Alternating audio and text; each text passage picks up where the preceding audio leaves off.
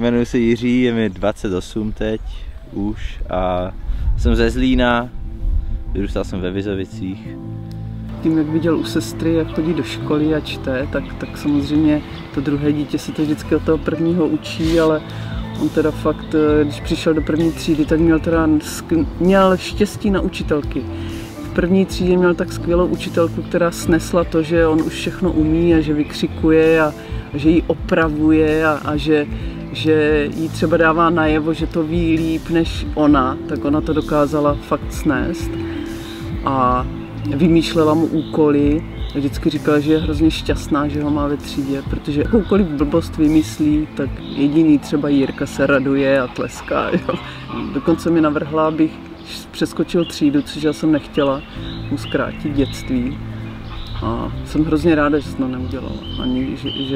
Ani jsem nikdy nechtěla nebo neměla tendenci ho dávat do nějaké výběrové třídy, protože myslím si, že člověk se má setkat s každým člověkem, jako i méně chytrým a že musí prostě ten život takhle poznat.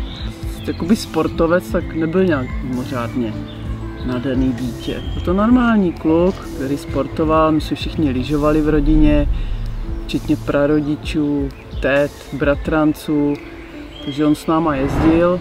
Jsem dělal jako děcko hodně sjezdový lyžování. Nikdy závodně, ale hrozně mě to bavilo. Vždycky mě bavilo být na horách a být na kopci a jezdit rychle z kopce dolů. Co nejrychlejc. No a když potom byl ve školním věku, tak jsme si říkali, že by měl dělat nějaký sport. Jsme ho dali na fotbal, tam se teda vyloženě trápil, tomu nesedělo. A jeden můj kamarád mi poradil, že bych ho mohla dát na orientační běh, že tam bude v lese, v přírodě, bude si u toho hezky přemýšlet, tak on potřeboval o všem přemýšlet. No a to byl teda úplně výborný tah, protože v tom orientačním běhu se naučil snad všechno. Komunikaci, organizaci. Asi mě to přivedlo k nějakému vztahu k přírodě, který se tím, že miluji snowboarding, asi taky projevuje, protože mám nejradši jít někde do lesa a být tam sám nebo s kamarádama jezdit. Když napadl první sníh, což bylo třeba už v polovičce listopadu, tak šli do lesa a tam prostě řádili a tak to všechno začalo.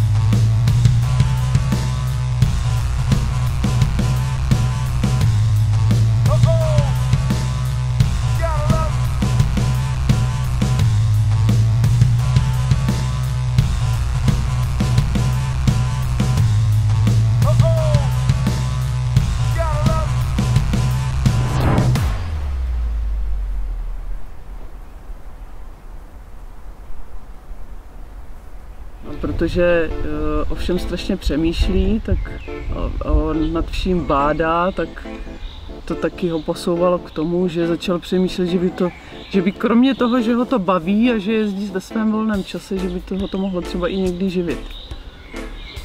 Tak si našel brigádu. Našel si brigádu v Rakousku a začal jezdit do snowparku.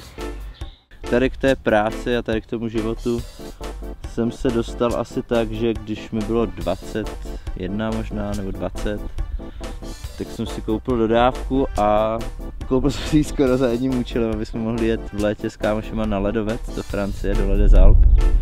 A tak jsme taky hnedka potom udělali a byli jsme tam asi týden a půl jenom tehdy a ke konci týdne jsme potkali 2 Čechy, kteří se nás zeptali, jestli shapeujeme každý odpoledne. A my jako, co to je? A oni, že upravíš ten park a dostaneš skipas na další den. A to nás tak oslnilo, tady ta možnost jezdit na snowboardu, na vleku, bez placení, jenom za práci, že jsme to těch posledních pár dní toho výletu dělali. Rok na to jsme tam jeli znova na 3 týdny.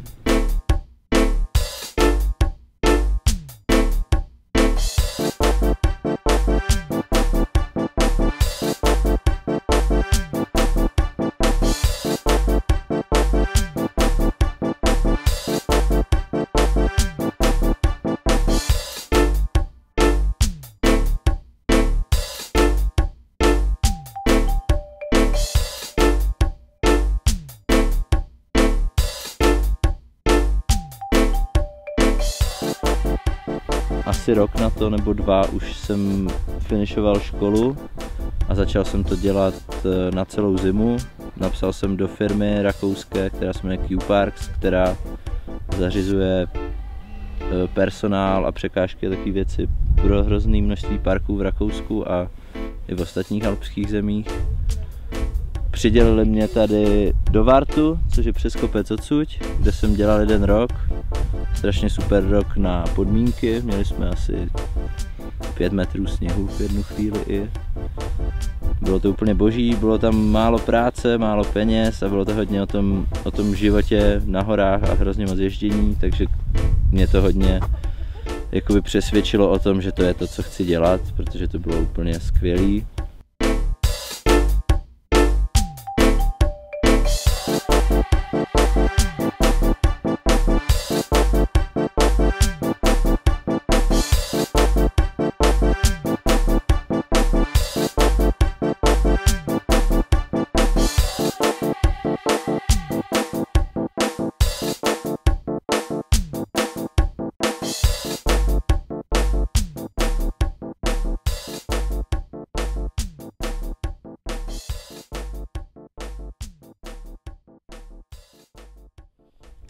A rok na to jsem začal dělat tady, což už je víc práce, je to líp ohodnocený, je to tady trošku serióznější park, je to tady super.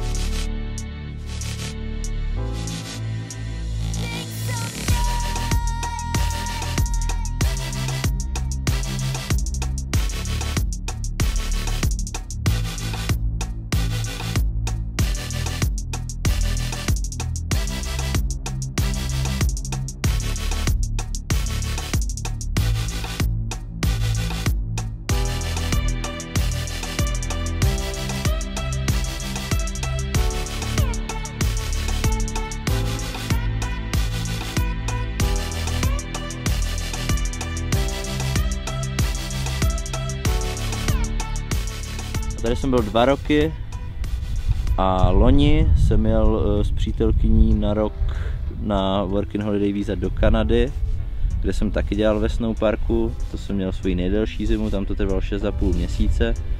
Tam je to s podmínkama trochu lepší, než bylo tady v Evropě poslední 4 roky. To bylo Banff Sunshine Village v Albertě.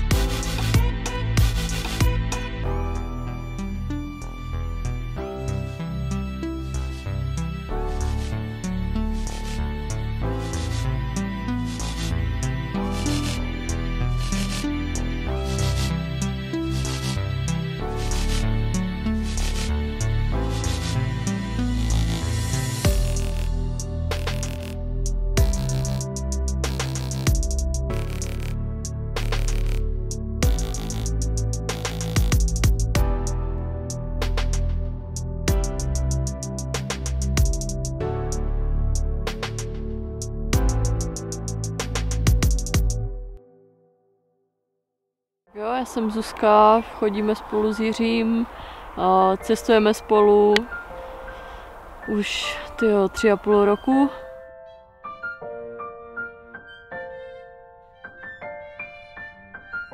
Je to prostě super kluk, takže když prostě on si usmyslí, že jede někam shapeovat a víceméně tak mě postaví před hotovou věc a já si mám najít nějakou práci, abych jela s ním, tak to udělám ráda.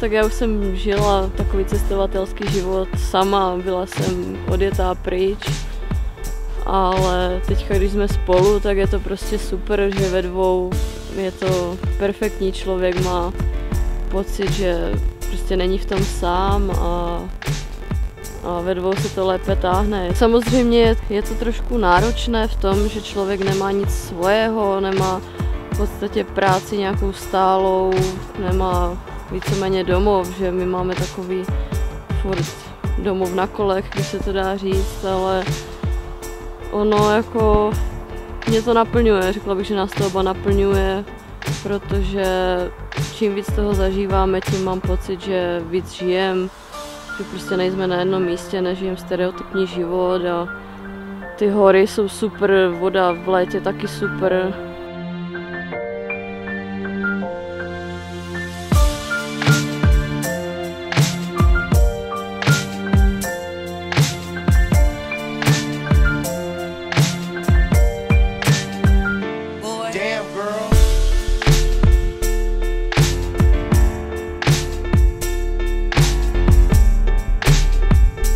Teď je tady sníh všude kolem a neumím si představit nic lepšího.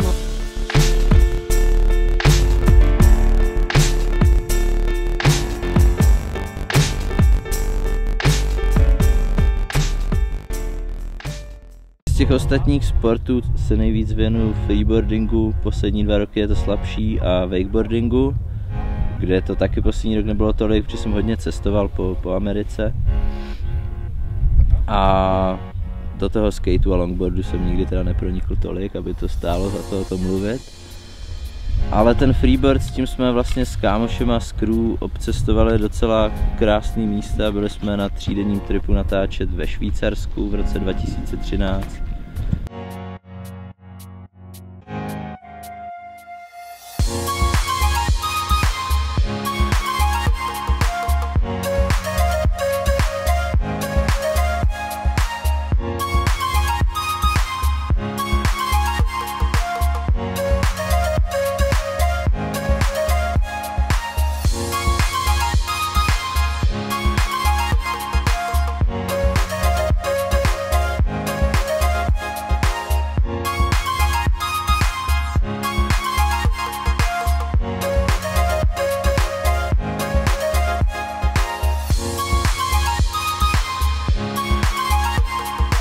Byli jsme pak ten samý rok na Balkáně natáčet, hlavně v Rumunsku a v Řecku.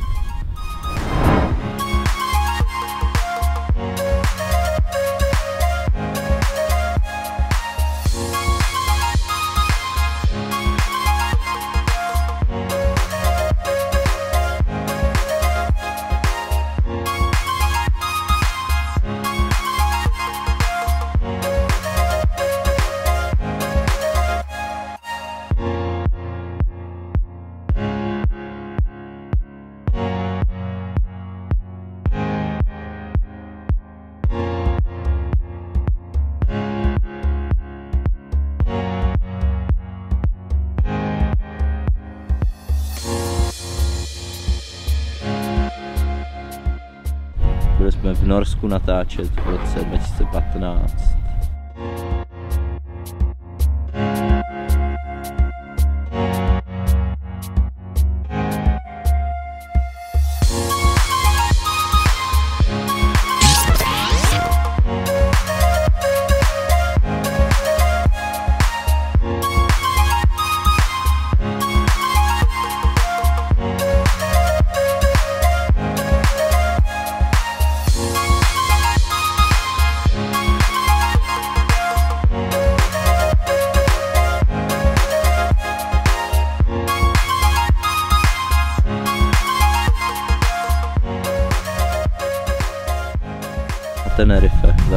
zpátky na jaře snowboardit na Kanárských ostrovech.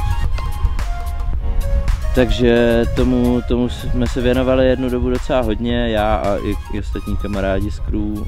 Natočili jsme nějaký videa, který měli ohlas vlastně celosvětově docela dobrý.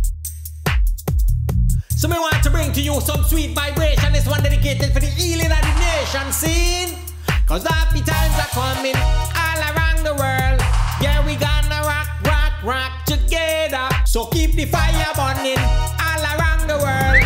Yeah, we gonna rock, rock, rock together. Scene. Rise up, we'll be marching through the night. Rise up, we'll be fighting for we rights. Rise up, we'll be marching through the night. Rise up, we will not give up the fight. So burn the fire high, high up in the sky.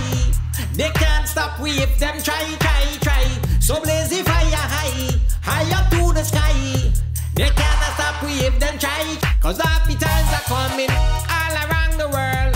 Yeah, we gonna rock, rock, rock together. So keep the fire burning all around the world. Wakeboarding, tak k tomu jsem se úplně poprvé dostal už dávno na dovolené v Chorvatsku, ale pak jsem minimálně 4 roky na to neměl peníze to zkusit znova. Ale pak se peníze nějak objevily a tak jsem se tomu začal věnovat víc naplno a pak jsem si našel práci v Pasohlávkách na Jižní Moravě, na wakeparku úplně novým tehdy, kde jsem strávil vlastně jeden podzim a 2 celé sezóny. Tam jsem k tomu pronikl teda ještě víc a to je to, k čemu bych se teď chtěl z těch letních sportů věnovat jednoznačně na prvním místě po zbytek svýho mládí. A ještě bych rád víc pronikl do surfingu, který už jsem zkusil a je potřeba to dělat pořád, že je to super pocit. We'll be fighting for we rights. Rise up, we'll be marching through the night. Rise up, we will not give up the fight. Bubble, bubble, bubble, bubble, bubble, boom, boom, boom. Bubble, bubble, bubble, bubble, bubble, boom, boom, boom. Bubble, bubble, bubble, bubble, bubble, boom, boom, boom. Bubble, bubble, bubble, bubble, bubble. Cause happy times are coming all around the world. Yeah, we gonna rock, rock, rock together. So keep the fire burning all around the world. Yeah, we gonna rock, rock, rock together.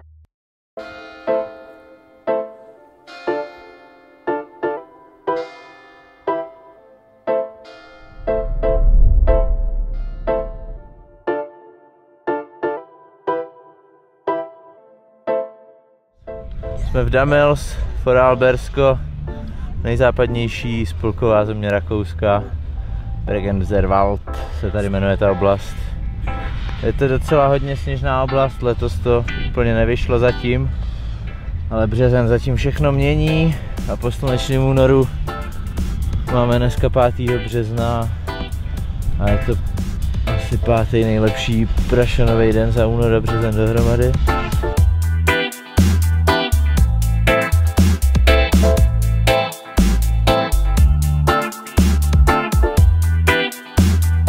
To mají?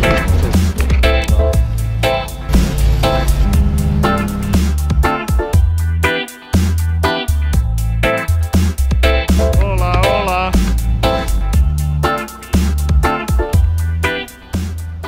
Jeden z parků, který stál už v nějaké podobě, kdo ví jaké teda. Už v době, kdy to mělo nějaký první boom před 15 lety. Máme tady 4 shapery. Jsem to já a 2 kamarádi z Česka, Tom a Honza. A je tady Daniel, což je místní kluk. Hi guys, my name is Daniel, I'm from Austria. I'm a local here in Damels and shaping the season here with the guys from Czech, Jiri, Jan and Tomáš. And yeah, so far it's pretty good. I met him 2 years ago actually, when we were filming a little nice spot with a tree down in Mellow, and yeah, never saw him again after that, and just heard that he will come this season, and yeah, was really happy to see him again. And now he's really kind of one of the more motivated guys to do stuff in the park, and it's cool to have him here. All the guys from Czech are really friendly. I like them. No stress at all and share everything. And also you can talk about everything. That's what I really like. Everyone is satisfied. It's also really nice to go ride with them. They know more sports than myself here. That's really cool. I like that a lot.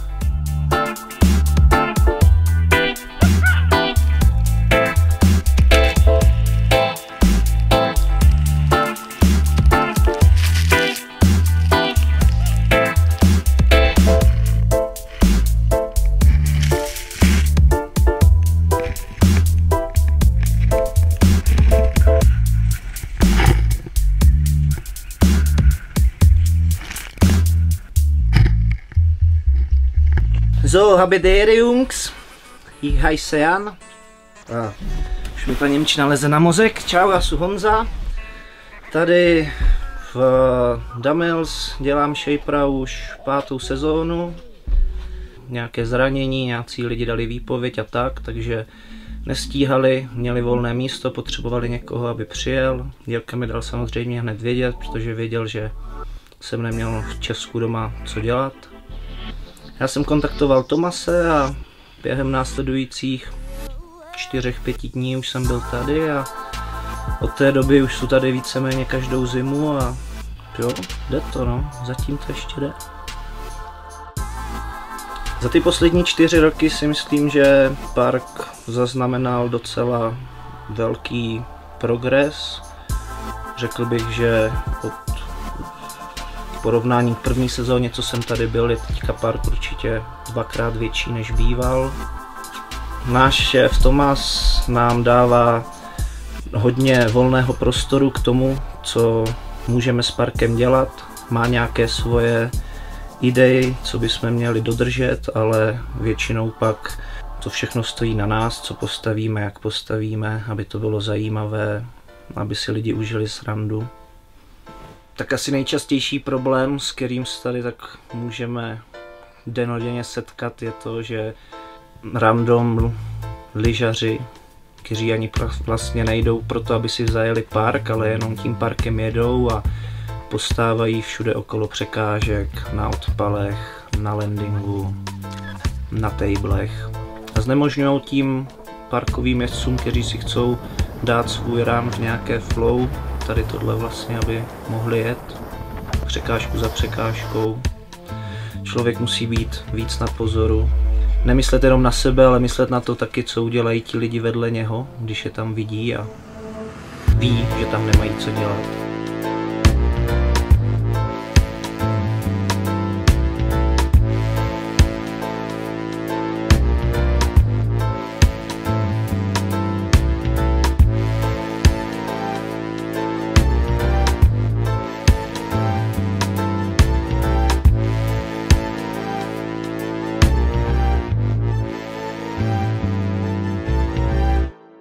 Ahoj, já jsem Tomáš, sedím v našem parkhatu, za půl hoďky myslím, tam začíná šichta, Snowpark Dumbbells, pošejpíme nějaký čerstvý sníh, uklidíme.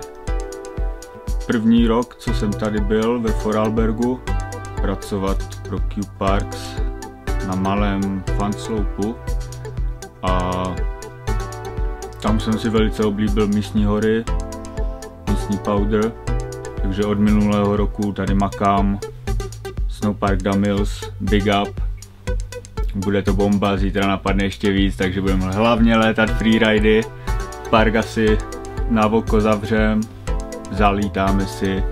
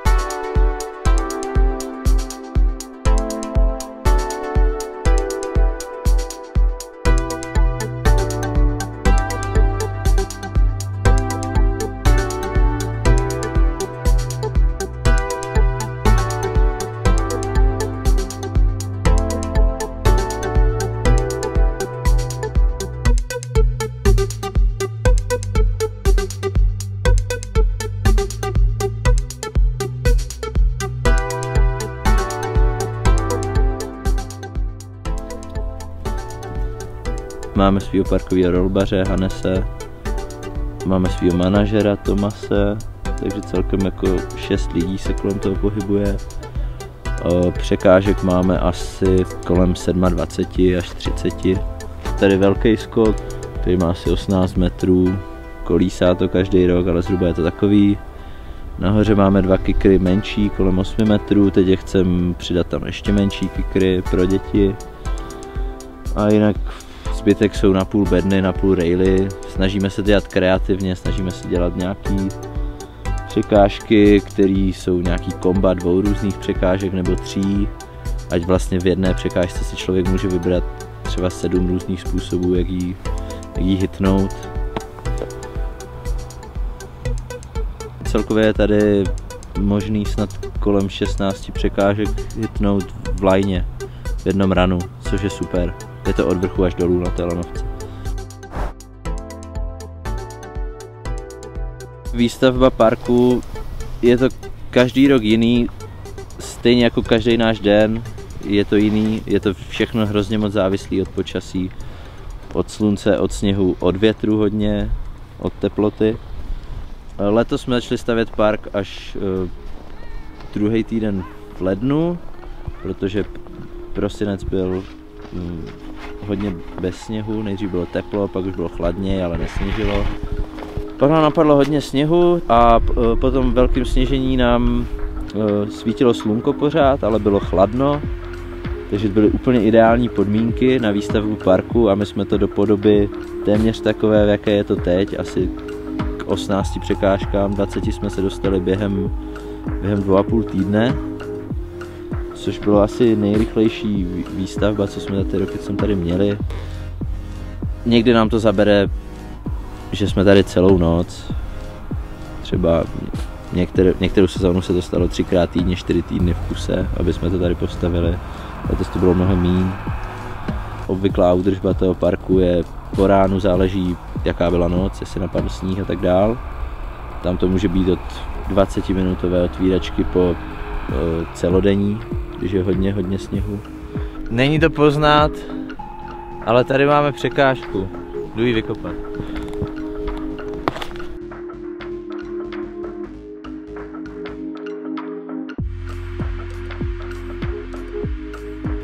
A večerní obvyklý shaping trvá tady u nás podle toho, kolik nás je, podle podmínek 2 až 4 hodiny, když nastavíme něco nového. Někdy i míň, když je třeba slunečno a -15, tak je to nahned. Ta pozice, na které jsem tady já a na které jsme tady vlastně všichni 4, je stejná, jsme shapeři, všichni na stejné úrovni, sobě si rovní. Naše práce spočívá ve veškeré ruční práci, která tady na tom snowparku je, ve všem, co neudělá ta rolba. Takže většinou je to vytvarovat bezprostřední okolí překážek, ušejpovat skoky, stavět ploty, odklízet sníh. Není to jenom jakoby nějaká práce pro lopaťáka, je tam hodně potřeba přemýšlet, vědět, jak fungují ty tvary toho sněhu na to, aby se po nich dobře jezdilo. Vědět, jak bude fungovat počasí, následující dny a tak dál, jo? A jak postavit překážky kreativně je velká součást toho, když to není kreativní, tak to konkurenci toho, kolik snowparků je po Alpách, jakoby asi úplně zapadne do šedého průměru.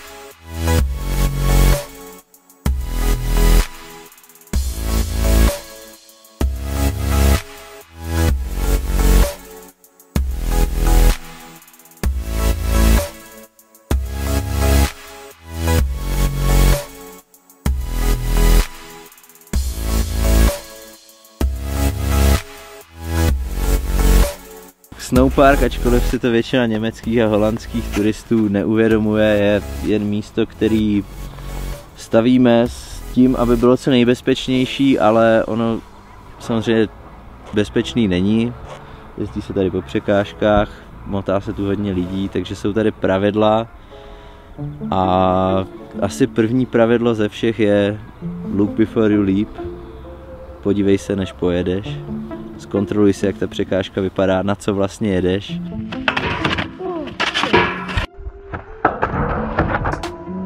Máme tady rail u schodů a lidi skáčou jenom do boku toho odpalu vedle toho railu. Děti a i dospělí, Němci hlavně. A občas dopadnou na ty schody a zraní se. Většinou se nezraní, ale může se to stát. A další velký pravidlo je, překážka je vždycky zavřená, když se na ní pracuje. Pro naši vlastní bezpečnost, ale i pro vaši bezpečnost. Nejvíc kuriozit se tady děje, když přijedou Němci na jarní prázdniny a Holanďani.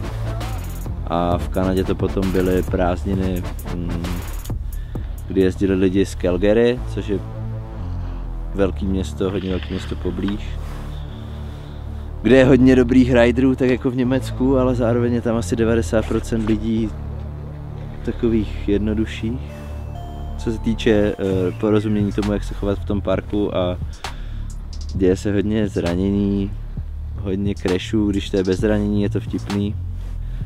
Když to není bez zranění, tak už tak vtipný není, ale kuriózní to je určitě kolikrát. Někdy se tady stává, že rodiče hecují své 8letý děti, ať skáčou 18metrový skok, což i kdyby to dítě bylo sebelepší vzhledem ke své hmotnosti, nemá nikdy šanci udělat. Dopadne tady na placku, často brečí, my často těm rodičům nadáváme. Je to takový zajímavý vztah mezi člověkem, co je za ten snowpark zodpovědný, a jeho uživateli. A pak jsou to samozřejmě uživatelé, ti praví rideři, kteří jsou všichni strašně super lidi, dobří kamarádi.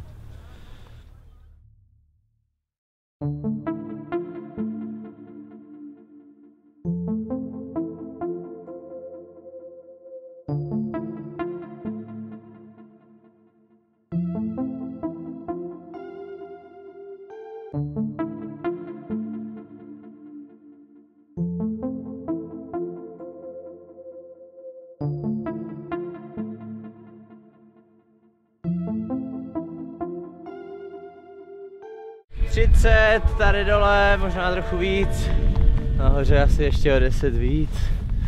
Bělé peklo a čeká nás hodně ježdění. Kdyby se už dneska mělo udělat hezky, tak je to asi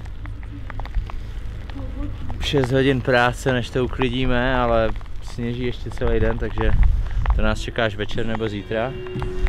Za chvíli můžeme jít snad na to do lesa. The in-run and stuff, yeah, it's a lot of stuff to rebuild and race now, and yeah.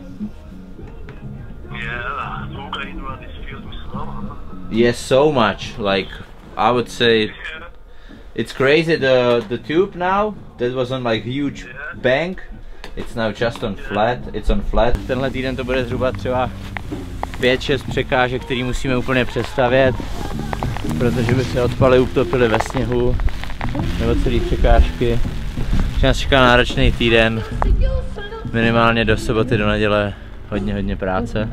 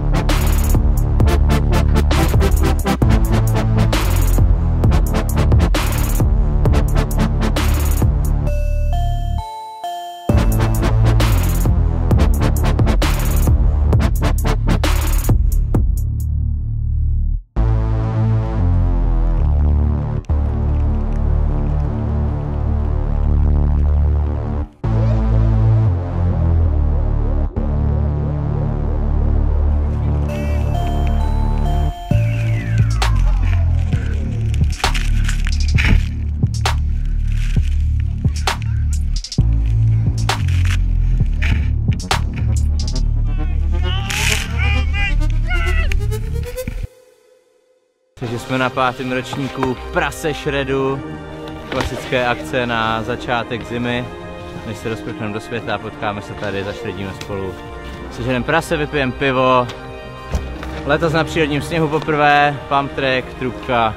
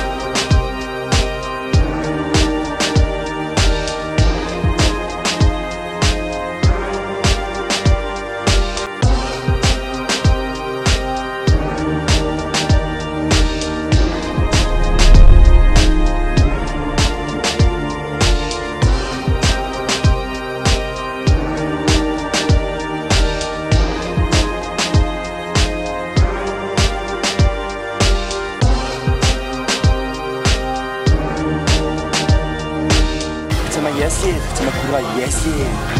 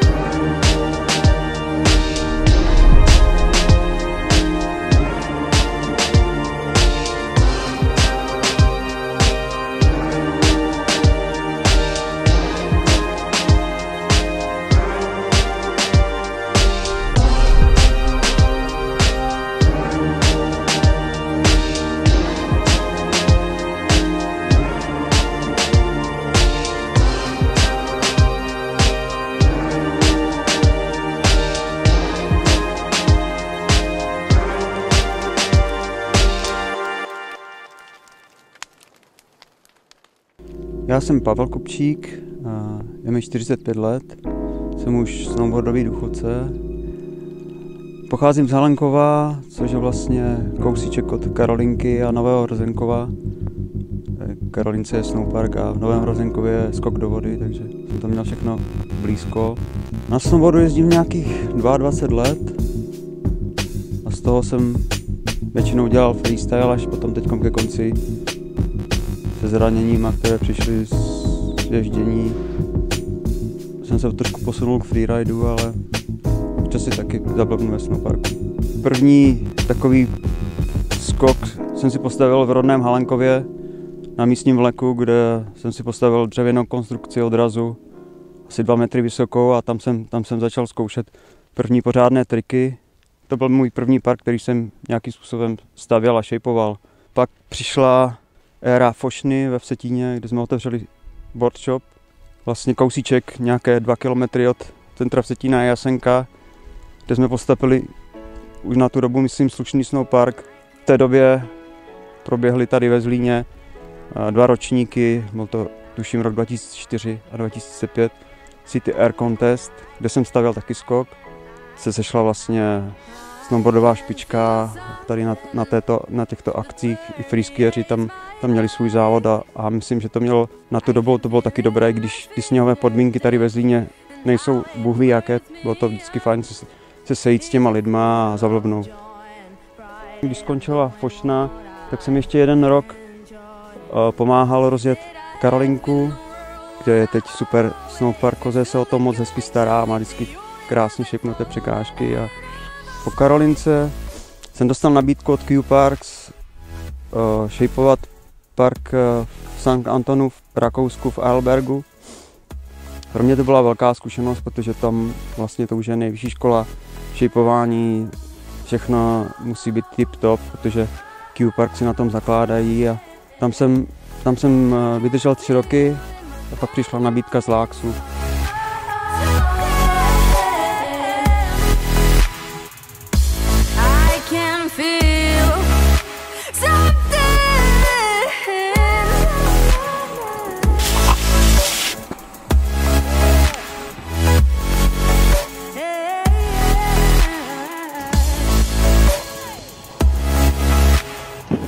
Teď to bude 4. sezona, jsem v Láksu ve Švýcarsku.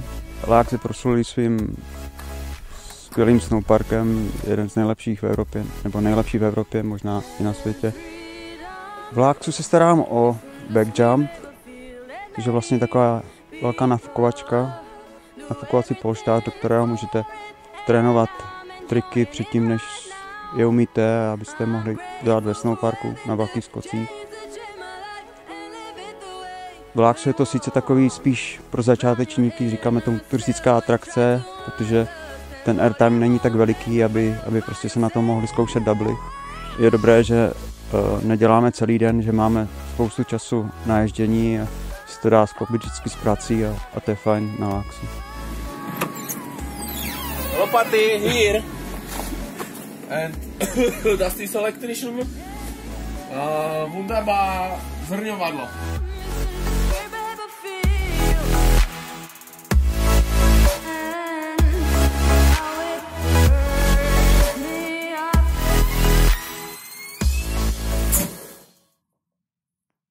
Já vlastně už jsem děda, mám vnučku, s matkou své dcery nežijí už mnoho let. Moje dcera je tím pádem soběstačná, takže vlastně mám teď možnost začít jakoby nový život. A to se teď rozhoduju vlastně jakým způsobem začnu. Po těch zraněních jsem si nějakým způsobem začal přemýšlet, jestli není třeba změnit můj život, tak jsem se trošičku vrátil zpátky k buddhismu a přes léto dělám dobrovolníka v buddhistickém klášteře ve Francii. Takže to tak vždycky doplňuji. Zima vydělat peníze, abych mohl se věnovat studiu a tomu, co mě nějakým způsobem v poslední době naplňuje. Jel jsem vedle sjezdovky a najednou jsem padal z převisu, protože jsem neviděl hranu a přistál jsem na velkém šutru a rozdrtil jsem si vlastně obratel. Jsem měl potom operaci ve Švýcarsku, mám sešroubované 3 obratle a prostě jsem si říkal, jestli to nebylo nějaké znamení, že bych měl něco změnit ve svém životě a to mě přivedlo zpátky k buddhismu a vlastně v kterém je, že všechno se děje za nějakých příčin, že pořád vytváříme nějaké příčiny pro to, co se děje momentálně v našem životě a co se bude dít v naší budoucnosti a to je vlastně to, co tu naši cestu v životě utváří a tady všechny ty věci, ty naše činy nějakým způsobem šejpují ten náš život.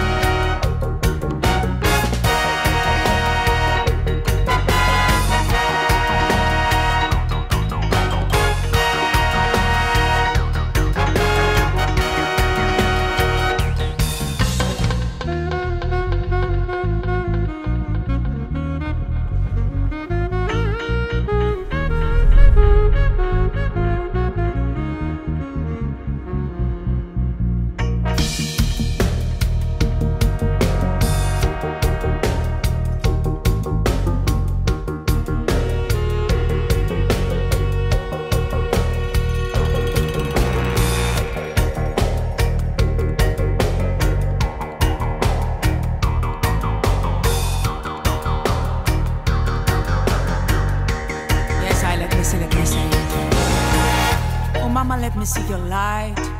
Oh my sweet mother earth, let me shine. Let me see your colors, your big eyes. Oh mama, your colors are bright. Oh mama, your colors are diamonds. In these your bad times, oh mama, your colors are bright. Oh mama, your colors are diamonds. In these your bad times, oh mama. Whoa, whoa, whoa, whoa, mama. Oh mama. Whoa, whoa, whoa, whoa, mama. Green like your trees, red like your heart, gold like your flowers. Green like your plants, red like your sunset. I love your flowers.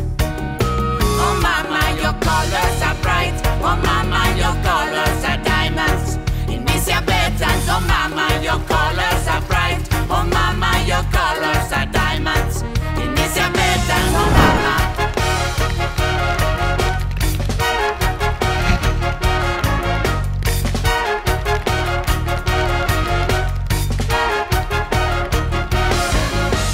Green like the trees, red like the flower, gold like the sun, blue like the ocean. Green like the forest, red like the earth, blue like the sky, red, gold and green. Green 'cause the trees are green, yes. Red 'cause the roses are red, yes. Red, gold and green, red, gold and green, red, gold and green. Oh mama, your colors are bright. Oh mama, your colors are diamonds. In these your bedtimes, oh mama, your colors are bright. Oh mama, your colors are diamonds. In these your bedtimes, oh mama. Whoa, whoa, whoa, whoa, mama. Oh mama. Whoa, whoa, whoa, whoa, mama.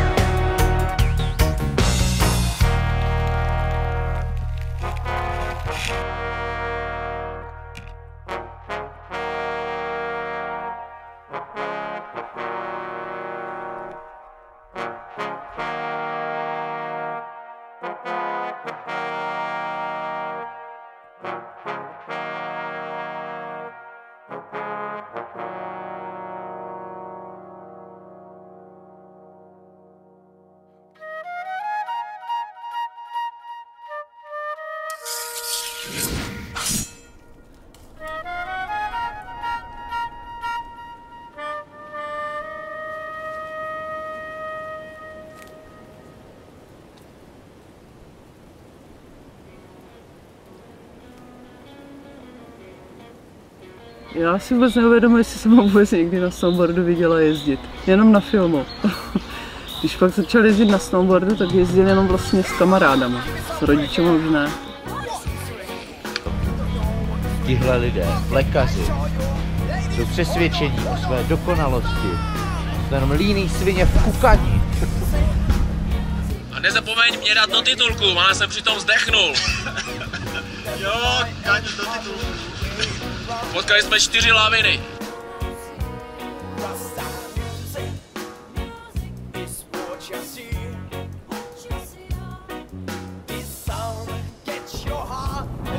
Sestra říkala, jako, že vystudoval vysokou školu a teď vlastně dělá v podstatě podřadnou práci, ale přeci nejde o to, jestli dělá podřadnou práci. Jde o to, jestli je chytrý a inteligentní, jestli je to kvalitní člověk. Jako, mě to nevadí. Já jsem ráda, že dělá věc, která ho baví a která byla jeho koníček, nebo je jeho koníček a že jezdí po světě. Jsem ráda.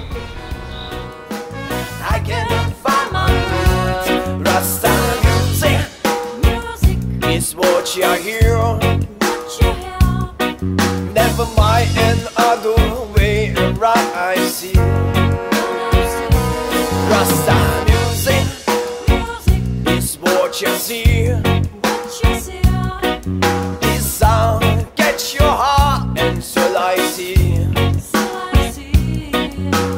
Walking in the floor, you're supposed to fight. Start move your body and don't think twice. Not just rolling down the hill, up and down, it's reggae drill. Walk is funky, I can find my. Třeba mojemu otcovi je 83 a teprve před 2 lety přestal jezdit na hory do Francie.